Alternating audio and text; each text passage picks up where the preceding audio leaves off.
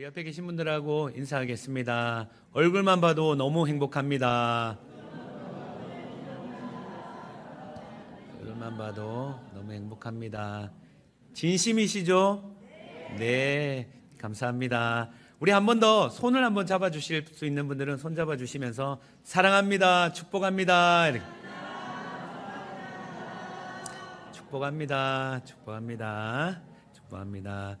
성도 여러분, 우리는 지난 시간 계속 룻기를 살펴보면서 우리가 봐야 될 몇 가지 포인트가 있는데, 그 중에 1장과 2장 초반에 나타난 나오미의 상태, 이걸 우리가 잘 기억하고 계셔야 됩니다. 그녀는 1장과 2장 초반에 어떤 상태였습니까? 남편과 두 아들을 잃고 난 후 상실의 고통으로 깊은 무기력, 영적 침체에 빠져 있었습니다. 외부와 완전히 차단한 채 동굴로 깊이 숨어들었습니다. 그럴 수 있습니다, 여러분. 나오미의 고통 앞에 어떤 말이 위로가 되겠습니까? 그녀는 자기 자신을 보니 이미 초라한 몸, 거기다 다 자녀까지 죽고 나니 이제 가문은 완전히 대가 끊어진 겁니다. 소망이 없다는 것이죠. 1장과 2장 초반의 나오미는 희망이 전혀 없습니다.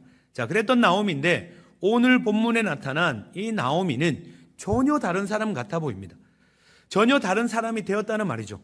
1절에 이렇게 말합니다. 나오미가, 룻의 시어머니 나오미가 그에게 이르되, 내 딸아, 내가 너를 위하여 안식할 곳을 구하여 너를 복되게 하여야 하지 않겠느냐.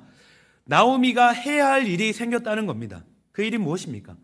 룻에게 안식할 곳을 구해주는 겁니다.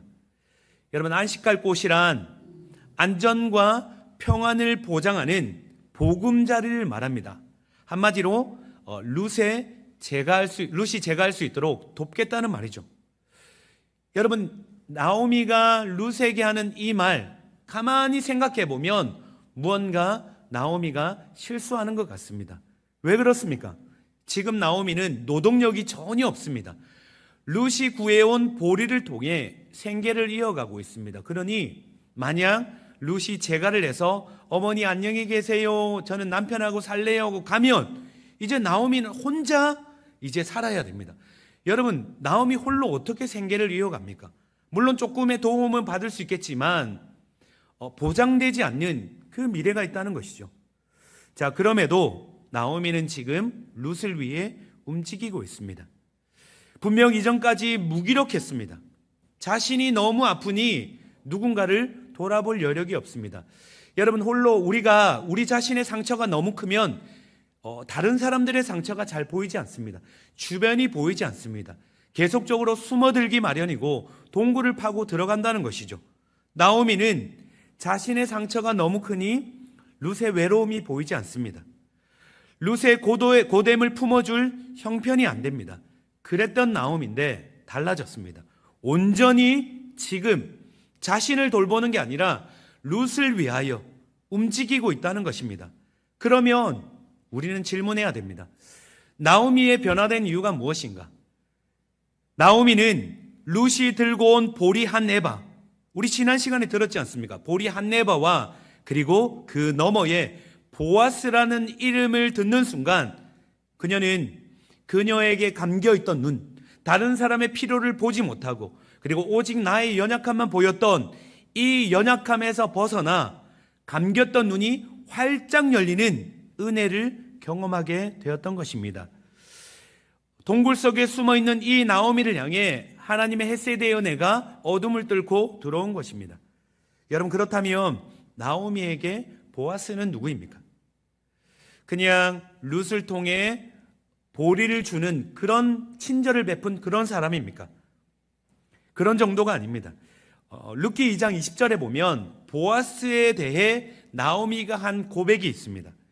그 사람은 우리와 가까우니 기업 물을 자니라, 이렇게 고백하고 있습니다.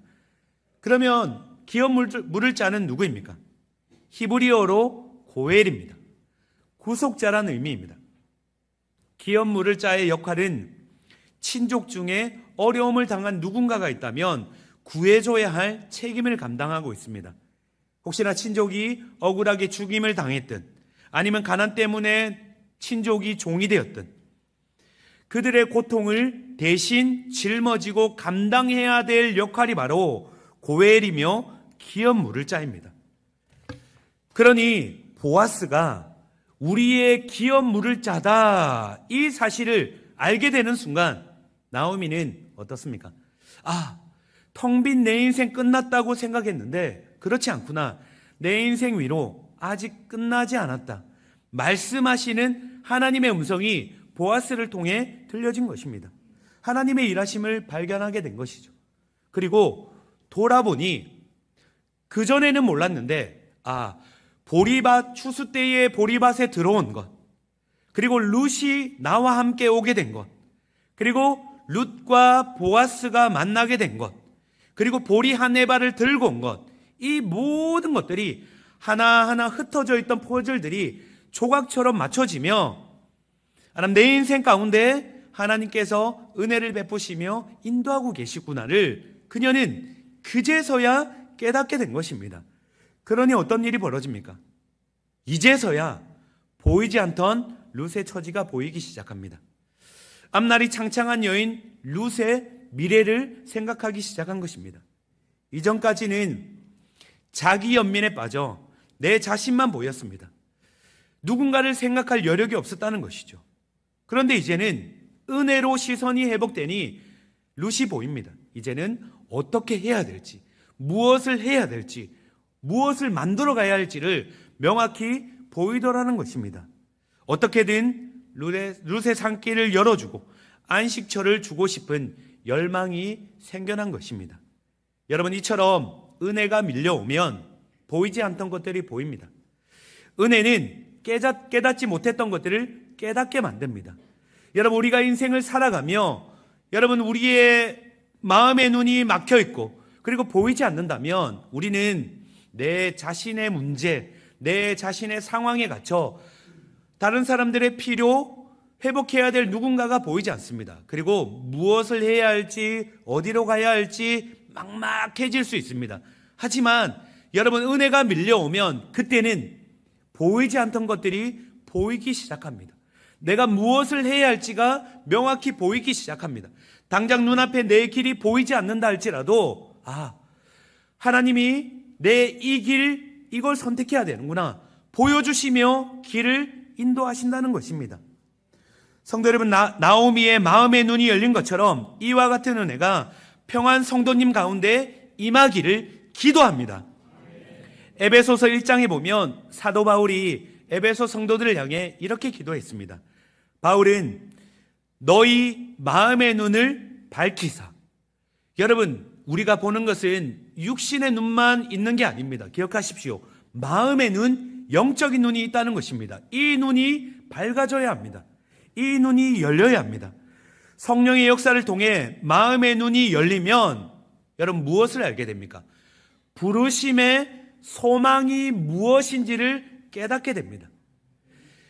여러분, 이 마음의 눈이 열리지 않으면 우리가 무엇을 먹을까, 무엇을 마실까, 어떤 일을 해야 될까, 여기까지밖에 볼 수 없습니다. 그런데 마음의 눈이 열리고 영적인 눈이 열리면 그 순간 우리는 무엇을 먹을까, 무엇을 마실까, 내가 어떤 일을 해야 되고 월급을 받고 여기까지가 아니라 그 너머에 이 직장을 통해 부르심의 소망이 무엇인지를, 하나님이 내 이 자리에 부르심이 무엇인지를, 내가 어떻게 주님 나라를 위해 달려가야 할지를 우리 주님께서 활짝 열어 보여주신다는 것입니다. 여러분, 예수 믿는 자의 기쁨이 무엇인지 이 마음의 눈이 열리는 순간 우리는 깨닫게 됩니다. 예배의 감격과 은혜가 무엇인지를 마음의 눈이 활짝 열리는 순간 우리는 발견하게 됩니다. 우리가 얻은 영원한 하나님 나라의 기업이 무엇인지를 우리는 맛보며 경험하며 깨닫게 된다는 것입니다. 여러분, 에베소 성도를 향한 이 바울의 기도는 고린도후서 4장 18절에 연결되어 이렇게 고백합니다. 우리가 주목하는 것은 보이는 것이 아니요 보이지 않는 것이니 보이는 것은 잠깐이요 보이지 않는 것은 영원함이라. 여러분, 보이는 것에는 수명이 있습니다. 보이는 것은 잠깐입니다. 그러나 보이지 않는 것은 영원합니다.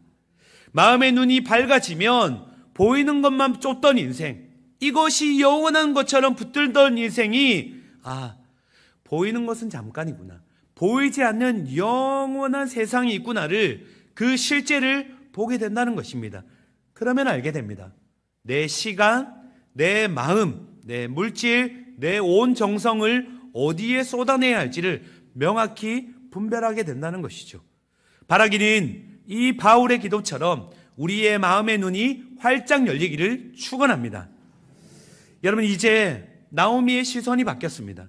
그러자 보지 못했던 것을 보게 되면서 그녀는 본격적인 룻을 위한 계획을 진행시켜 나갑니다. 나오미는 보아스가 어디 있는지, 무엇을 하고 있는지 동태를 정확히 파악하기 시작합니다. 그리고 이제 보아스가 여기에 있구나, 보아스는 지금 무엇을 하고 있구나 이제 알게 된 후 3절과 4절에 이제 룻을 향해 룻, 이렇게 너는 해야 돼 권면하고 있습니다. 3절과 4절 우리 같이 한번, 제가 읽을 때 눈으로 한번 따라와 주십시오. 그런즉 너는 목욕하고 기름을 바르고 의복을 입고 타작마당에 내려가서 그 사람이 먹고 마시기를 다하기까지 그에게 보이지 말고, 그가 누울 때 너는 그가 눕는 곳을 알았다가 들어가서 그의 발치 이불을 들고 거기 누우라. 그가 내 할 일을 내게 알게 하리라. 매우 자세히 룻이 해야 될 일을 지금 기록하고 있습니다. 권면하고 있습니다. 자, 여러분, 3절과 4절을 읽다 보면 우리는 갑자기 당황하게 됩니다. 우리가 가진 상식선에서 이 두 구절을 그냥 있는 그대로 보면 며느리에게 할 수 없는 권면입니다. 먼저 룻은 목욕을 재개합니다. 깨끗하게 몸을 씻고, 그리고 이제 향기 나는 기름을 바릅니다. 그리고 의복을 잘 갖춘 후에 이제 타작마당에 가야 합니다. 거기다 아무도 모르게 보아스에게 접근합니다. 일단 보아스가 어디 있는지를 발견한 후 가만히 기다립니다. 가만히 기다리고 어떻게 하죠? 보아스가 잠이 들면 이제 살금살금 옆으로 가서 보아스의 발치에 딱 서서 보아스의 이불을 살짝 들고 그 안으로 쑥 들어가서 그 옆에 싹 누우라는 겁니다. 여러분, 이 과정을 쭉 들여다보면 이게 룻이 해야 할 미션입니다. 그 이후에 어떤 일이 벌어지는지 아무런 설명이 없습니다. 그냥 너는 여기까지만 해, 이렇게 이야기하고 있습니다. 자, 여러분, 여기까지 보면 우리는 자칫 오해하기 너무 쉽습니다. 룻에게 외간 남자 보아스를 목욕 재개하고 향수 바르고 옷 갈아입고 너는 가서 보아스를 유혹해, 이렇게 우리가 오해할 수 있다는 거죠. 딱 아침 드라마 그 스토리 아닙니까? 아침 드라마. 여러분, 이게 룻을 위한 이유가 됩니까? 우리는 3절과 4절 성경을 읽을 때는 반드시 그때 당시의 역사적 정황을 우리가 알 필요가 있습니다. 50년 전만 해도, 60년 전만 해도 6.25 세대에 대해서 우리는 잘 알지 못합니다. 물론 우리 권사님 그 세대를 살아보신 분들은 그 문화와 상황을 알겠지만, 하물며 수천 년 전에 이 스토리를 우리가 바로 받아들이면 성경 안에 있는 이야기를 오해하게 됩니다. 이때 당시에 이 문화는, 이 상황을 이해하기 위해서는 이스라엘의 결혼 풍습 중에 계대 결혼이라는 이 제도를 알 필요가 있습니다. 계대 결혼은 형제의 가문을 이어주기 위해 다른 형제가 죽은 형제의 형수나 제수와 결혼하여 자녀를 낳아 가문을 이어주도록 하는 제도입니다. 여기까지 들어도 어떻게 그럴 수 있지? 여러분, 우리 시대의 눈으로 바라보면 안 됩니다. 이때 당시에는 혈족과 혈통을 보호하는 게 굉장히 중요했습니다. 형제의 가문과 재산을 보호해 주기 위해 만들어 놓은 제도입니다. 한시적 제도입니다. 그래서 친족이며 기업 물을 자 보아스에게 가서 가문을 이어달라고 청혼하라고 요청하고 있는 것입니다. 여러분, 이어주는 이 친족의 우선순위는 성경 뒤에 보면 보아스가 1순위가 아닙니다. 보아스는 그 다음 순입니다. 나오미가 이걸 알고 있습니다. 그럼에도 불구하고 약간의 편법을 통해 이제 룻을 보내 보아스가 기업물을 짜의 역할을 감당하도록 이제 룻을 보내고 있다는 것입니다. 여러분, 나오미의 계획대로 되기까지는 아직 여러 가지 어려움이 너무 많습니다. 일단 보아스에게 가는 것조차 쉽지 않습니다. 타작은 보통 밤에 이루어집니다. 베들레헴은 보통 산간지대, 일반 지대보다 높은 위치에 위치했습니다. 그러니 낮 동안에는 뜨거운 떼약볕에 이제 땅이 달구어집니다. 그러면 이제 이 달구어진 땅이 밤이 되면 뜨거운 공기가 위로 올라가고 그 사이로 이제 바람이 불게 됩니다. 서늘한 바람이 부니 뜨거운 떼약볕을 피해 밤에 타작을 시작하는 것입니다. 그리고 그와 함께 이제 타작을 하다 보니 서늘한 곳에서 타작을 하고 바람을 이용해 타작하다 보니 사람들 대부분이 집에 가지 않습니다. 대부분 타작마당에서 잠을 청하게 되는 것이죠. 물론 그냥 잠들지 않습니다. 여러분, 예전에 우리도 시골에 그런 풍경 보지 않으셨습니까? 농번기에 이제 농사를 다 마치고 나면 이제 사람들이 다 모이고 난 후에 무엇을 합니까? 돼지 한 마리 잡지 않습니까? 한 마리 잡아서 이제 고기를 나눠 먹고 술을 마시고 그러지 않습니까? 동일합니다. 타작을 다 끝내고 난 후에 고된 노동 후에 이제 잔치가 열립니다. 술과 음식이 돌아가기 시작하고 떠들썩하게 사람들의 마음이 먹고 마시는 후에 마음이 쫙 풀어집니다. 음주 가무가 이루어집니다. 자, 그런데 그때 이런 분위기 가운데 그 자리에 있는 여자들은 자칫 위험에 빠질 수 있습니다. 당시 타작마당에 어떤 일이 벌어졌는지 보여주는 본문이 있습니다. 호세아 9장 1절입니다. 제가 한번 읽어드리겠습니다.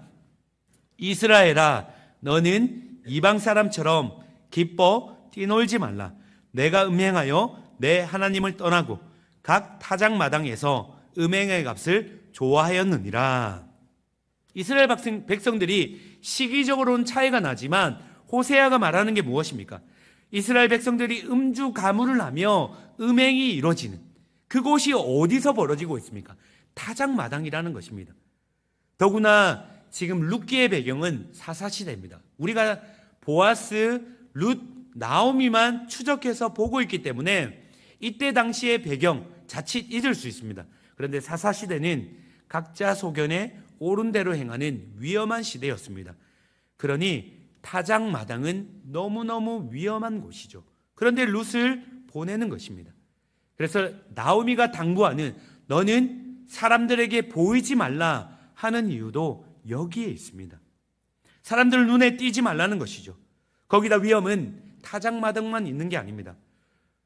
설사 룻이 보아스에게 다가간다 해도 보아스 발치의 이불을 들고 들어가는 순간 보아스가 깨어서 깜짝 놀라며 누구냐?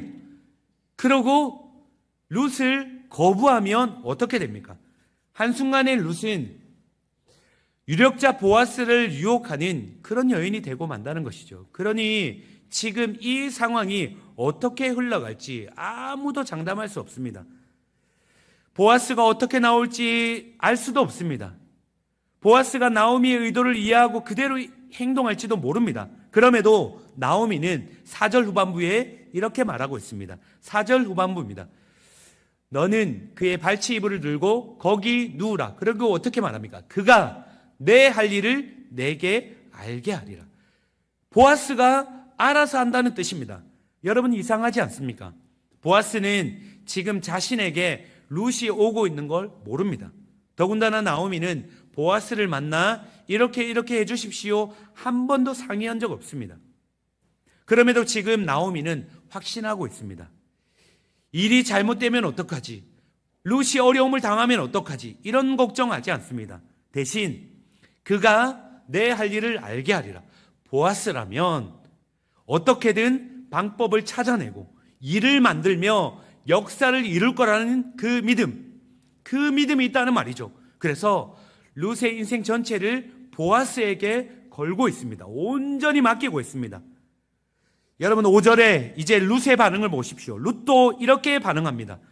룻이 시어머니에게 이르되 어머니의 말씀대로 내가 다 행하리이다. 룻도 이해되지 않기는 마찬가지입니다. 그런데도 여러분 어떻게 합니까? 그대로 순종하며 따르고 있습니다. 다른 말이 없습니다. 여러분, 순종에는 위험이 따릅니다. 순종에는 어려움이 있습니다. 우리가 이해되어 순종하고 이해되어 따르는 것이 아닙니다. 룻은 나오미를 향한 신뢰 때문에 순종하는 것 같지만 더 깊은 곳에 다른 게 있습니다. 나오미와 마찬가지로 룻도 보아스 자신에게 전부를 걸고 있다는 말입니다. 룻, 나오미 모두가 보아스를 통해 참된 안식이 벌어진다는 것을 깨닫고 있다는 것입니다. 여러분, 믿음이 무엇입니까? 여러 가지로 믿음을 말할 수 있습니다. 하지만 저는 오늘 본문을 통해 믿음은 맡기는 거라고 정의하고 싶습니다. 맡기는 것은 그 대상을 믿는 만큼 맡길 수 있습니다. 여러분, 지난주에 제가 그런 말씀을 드렸습니다. 목욕탕에 가면 어떤 문구가 있다고 했습니까? 다 때가 있다. 다 때가 있다.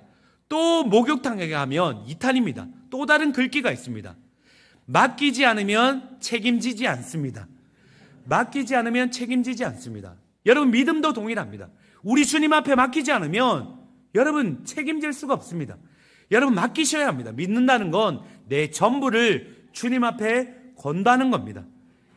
여러분, 나오미는 룻의 인생이 보아스에게 달려있음을 붙잡았습니다. 그리고 보아스라면 어떻게든 할 것이라는 것을 믿었습니다. 그러니 이제 달려가기 시작했습니다. 나오미는 지혜로운 여인입니다. 묵상하다 보니 나오미 안에 눈이 열리니 그 안에 막 지혜가 쏟아지고 어떻게 해야 할지가 명확하게 드러납니다. 룻이 가지고 온 보리, 여러분, 이 보리, 여러분, 우리가 살아가며 얻게 되는 그 무언가, 여러분, 이것이 잠깐의 풍요로움은 줄 수 있습니다. 잠깐의 만족은 줄 수 있습니다. 하지만 참된 안식을 줄 수는 없습니다. 그러니 나오미는 고민했습니다.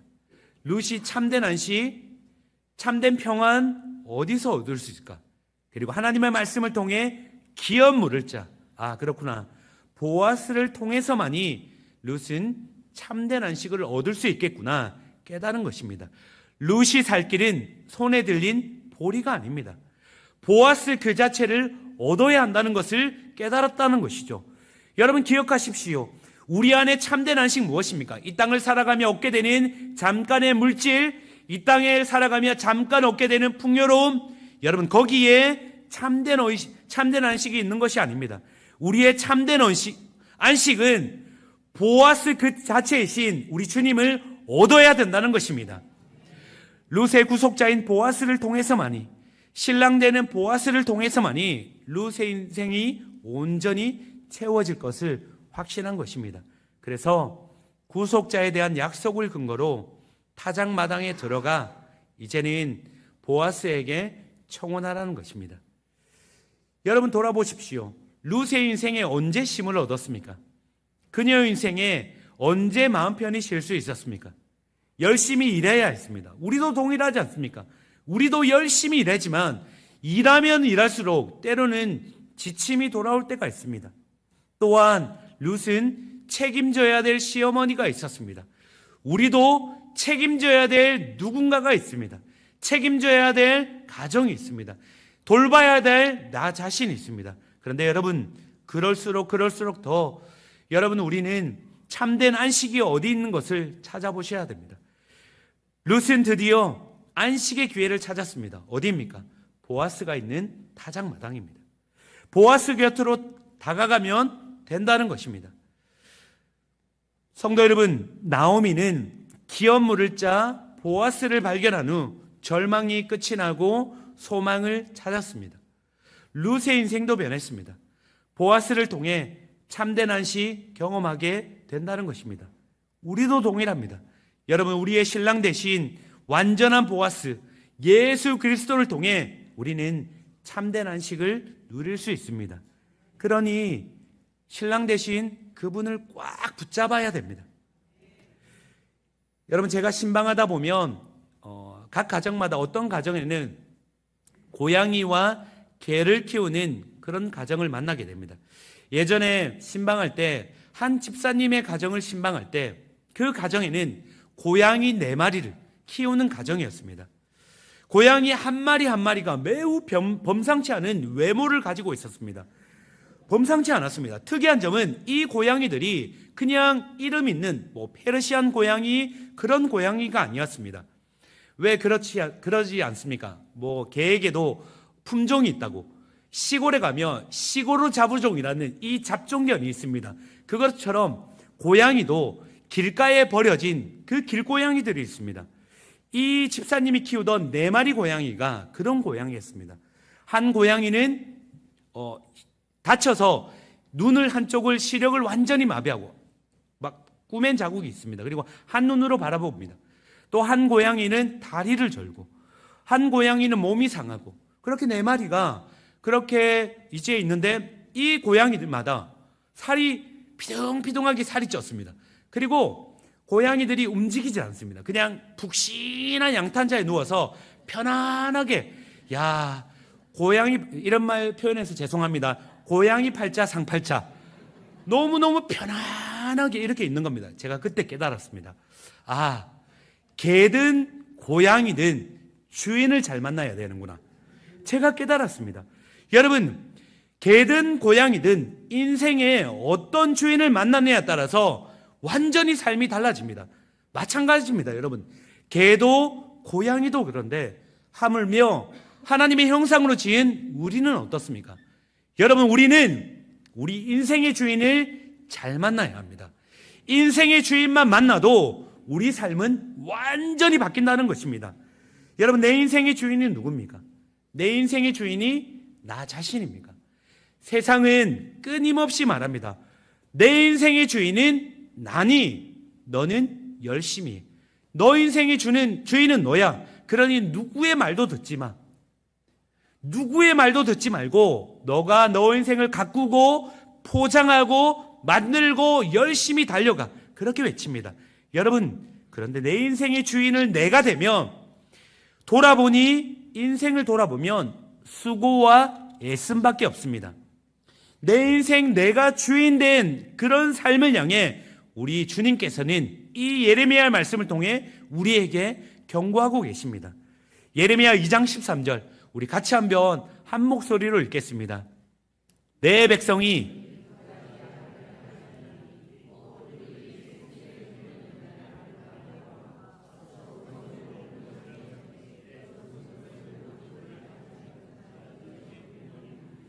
아멘. 여러분, 죄가 무엇입니까? 누군가 것을 도둑질하고 시기하고 미워하고, 물론 죄 맞습니다. 죄의 열매들입니다. 그런데 제일 근원적인 죄는 주인 대신 하나님을 버린 것입니다. 예수 그리스도를 내 마음의 구주로 영접하지 않고 버리고, 여러분 잘 들어보십시오. 버렸다고 말합니다. 버렸다는 것입니다. 들어오지 마십시오. 당신은 내 주인 아닙니다. 내가 내 인생의 주인이니 내 마음대로 살겠습니다. 그렇게 거부하고 이제는 내가 주인 되어 이제 웅덩이를 파기 시작합니다. 웅덩이를 파는데 그 웅덩이는 여러분 물을 가두지 못하는 웅덩이입니다. 터지는 웅덩이입니다. 끊임없이 파고 또 파지만 여러분 그 안에 내 영혼을 완벽히 해결할 생수는 얻지 못합니다. 그러니 끊임없이 무언가를 하고 무언가를 얻고 그렇게 살아가지만 여러분 만족 없습니다. 여러분 더를 외칠 뿐입니다. 더 경쟁하고 더 비교하고 더 최고를 위해 달려가고 더 높은 곳을 위해 달려가고, 여러분 그런데 그렇게 달려가는 인생 위에 최고가 되었다 한들 여러분 기억하십시오. 그 끝에는 내려오는 길밖에 없습니다. 아무리 높은 곳에 올라간다 한들 주인된 인생, 내가 주인된 인생은 높은 곳에 올라간다 한들 다시 내려와야 합니다. 거기에는 어떤 안식, 어떤 평안도 없습니다. 그러니 여러분 기억하십시오. 우리는 내 인생 내가 주인 되면 안 됩니다. 주인 되시는, 신랑 되시는, 우리의 진정한 주인 되시는 참 신랑인 예수를 붙들어야 할 줄 믿습니다. 여러분, 그분 안에 안식이 있습니다.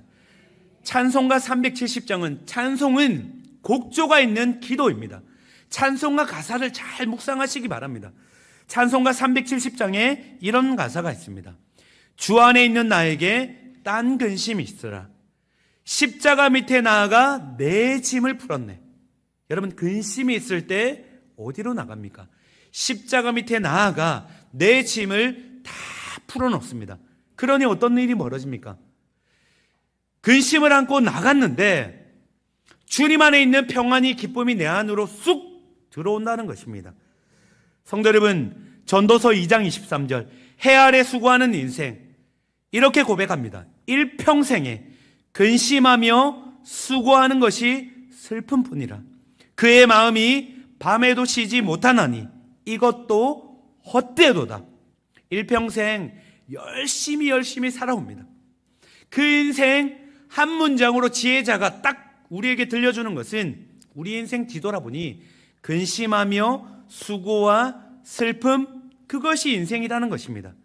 낮에 열심히 우리가 일했습니다. 밤에 쉬어야 되는데 쉬지를 못합니다. 마음이 불안하고 걱정을 낳고 이유 없는 근심과 불안, 불면증으로 쉴 수 없게 만듭니다. 일평생 일하며 수고했지만 여러분, 살아보니 어떻습니까? 걱정이 사라집니까? 근심은 사라지지 않습니다. 근심 하나가 물러가면 또 다른 근심이 찾아옵니다. 나를 힘들게 했던 사람이 떠나가며 또 다른 대기번호 2번이 기다리고 있습니다. 3번이 기다리고 있습니다. 4번이 기다리고 있습니다. 여러분, 그렇지 않습니까? 직장에 들어가면 꼭 한 명이 기다리고 있습니다. 그 사람이 떠나니 또 다른 상사가 딱 버티고 있습니다. 여러분, 이게 인생입니다. 이게 인생이라는 것이죠. 여러분, 일평생 수고해보지만 그럴수록 더 지치신 분 계십니까? 근심이 가득하고 내 앞길이 보장되지 않고 쉬지 못하는 인생 위에 신랑 되시는 보아스, 그분이 우리에게 끊임없이 이렇게 고백하십니다. 수고하고 무거운 짐진 자들아, 다 내게로 오라. 내가 너희를 쉬게 하리라. 여러분, 이 말씀이 그냥 스쳐 지나가는 그런 말씀이 아니라 우리 심령 안에 레마의 말씀으로 깊이 새겨지는 은혜가 있기를 축원합니다. 우리 주님의 음성으로 들으시기 바랍니다. 수고하고 무거운 짐진 자들아, 다 내게로 오라. 여러분, 이 말이 무슨 뜻입니까? 이제 제발 너희들아, 얘들아, 그만 혼자 끙끙거리며 애쓰지 말라는 것입니다. 너 밤에 잠 못 들지? 너 불면증으로 지새우지? 너 마음 안에 여러 가지 근심 가지고 어떻게 살아가지? 무엇을 해야 하지? 그만 좀 끙끙거리라는 것입니다. 내게로 오라는 것이죠. 초청하고 계시다는 것입니다. 여러분, 오해하지 마시기 바랍니다. 주님의 음성은 사람들이 듣는 육성으로 우리에게 들려지는 것이 아닙니다. 말씀을 통해, 말씀을 읽는 가운데, 창세기부터 요한계시록까지 말씀을 읽는 가운데 성령께서 우리에게 깨닫게 하십니다. 그래서 말씀을 읽으셔야 합니다. 매일매일 말씀을 붙들며 읽는 가운데 주님이 친히 우리에게 말씀을 들려주십니다. 그 말씀 붙드는 가운데 주님이 우리 인생길 여십니다. 고민이 있어 말씀을 듣는 가운데 주님의 음성을 들으시기 바랍니다. 오늘 이 11장 28절, 주님이 이 말씀을 통해 이야기하십니다. 이제 그만 나에게 와. 여러분, 우리는 돌아보십시오. 누구나 마찬가지로 여러분, 우리에게는 수고하고 무거운 짐들이 있습니다. 초등학교 1학년 아이가, 제가 가장 기억에 남는 아이가 있습니다. 아이들을 가르칠 때 이 초등학교 아이가, 1학년 아이가 학원을 8개를 다닙니다. 8개를. 이 초등학교 아이가 8개를 다니는데 이 아이의 얼굴에 무거운 짐이 가득 가지고 있습니다. 무슨 어린아이가 그렇게 인생의 짐이 많은지 7살짜리, 8살짜리 아이도 인생의 짐을 지고 있더라는 것입니다. 여러분, 우리가 죄인으로 태어난 순간 우리는 모두가 인생에 수고하는 짐들을 다 끌고 다닙니다. 가장 무거운 짐은 죄의 짐입니다. 여러분, 근심의 짐을 짊어지고 나갑니다. 여러분, 참된 안식, 쉼이 있는 곳이 어디입니까? 안식할 수 있는 곳, 주님이 부르시는 그곳으로 같이 나가십시다. 예수의 부르심 앞에 여러분 전심을 다해 예 주님, 제가 여기 있습니다. 예 주님, 제가 주님 앞에 달려갑니다. 여러분, 만남의 법칙, 나를 간절히 찾는 자 나를 만날 것이다 말합니다. 그냥 대충 주님 찾으시면 내가 그냥 달려갑니다. 이 정도가 아닙니다. 주님은 끊임없이 큰 소리로 우리를 부르십니다. 그렇다면 우리도 온 마음을 다해 화답하셔야 됩니다.